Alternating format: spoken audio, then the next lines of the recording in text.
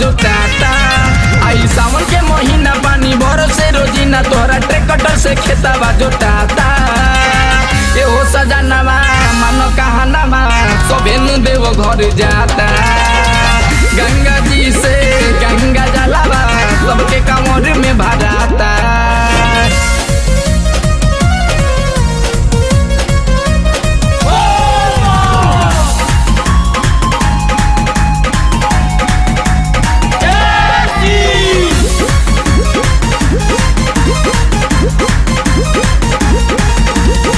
देवघर में लागल बा भीड़ बरियार हो, चढ़ता जल हवे पवन सुमार हो।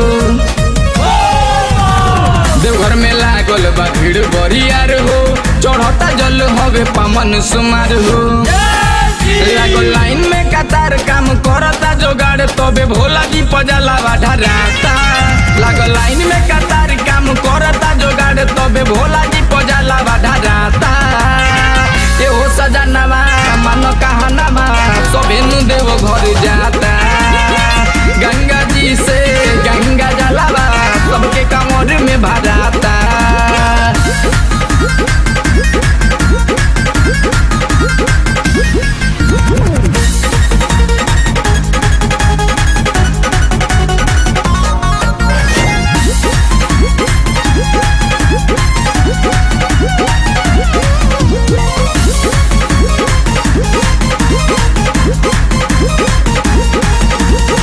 खड़े खड़े केहू पियोता गांजा नशा भइल बवांग के।